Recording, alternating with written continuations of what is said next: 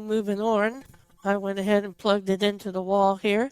And when you do, initially there are no LED lights lit. And after about 30 seconds, you'll see the power light and the signal light light up, and they'll both be the color of blue. All right, let's go ahead and move on to the computer here, where we're going to go into the configuration and configure the range extender. By first locating the SSID, it should be broadcasting since we plugged it in and it has power. See TP-Link GUI interface. If yours doesn't, here's the link, and I'll also put this in the video description.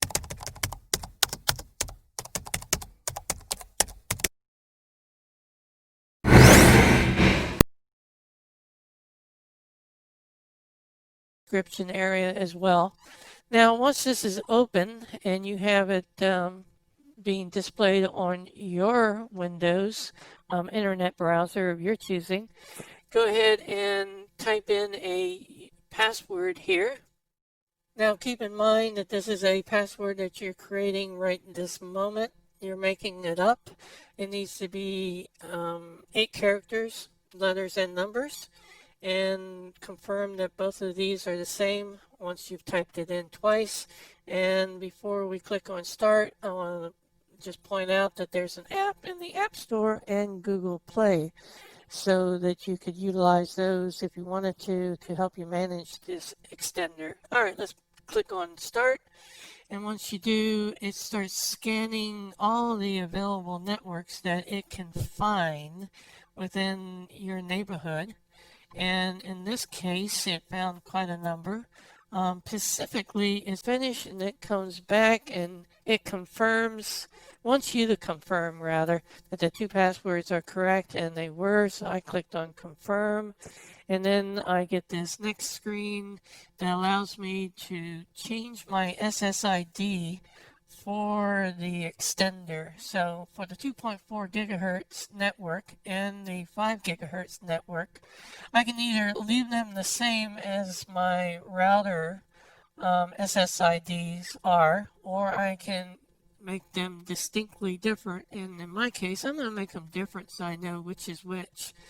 And I did a EX2 and a X5 here, and that way I know which one's which, and I can separate them from my SSID on my router. But you can leave them the same, it's up to you, or change them to whatever you like. Once you've decided and you're finished, go ahead and click on save. And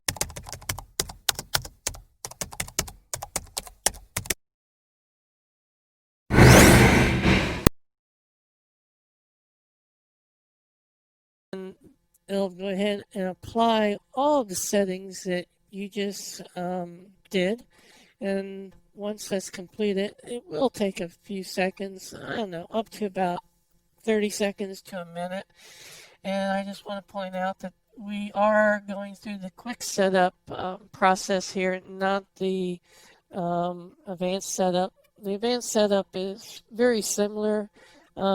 It's the same number of options, maybe a few different ones. However, if you just want to set up your extender very quickly, this is the best route, going through the quick setup and going through the process that I showed you here. Now, once it's finished saving all the settings to the extender, you get congratulations, and we can go ahead and click on the Wi-Fi icon in the taskbar, and then find our SSID for the Skybird EX5, which is the 5 gigahertz. Or if you wanted to, you could connect to the Skybird EX2, which is the 2.4 gigahertz network. And once you do, go ahead and click on connect, and then you are prompted for a Wi-Fi password. And this is your existing Wi-Fi password that you use on your network. It hasn't changed.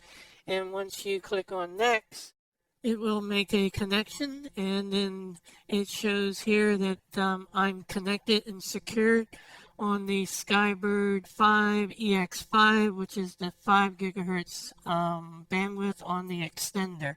One last thing, it does say congratulations on the screen there, and if you click on finish, that will close out the TP settings window.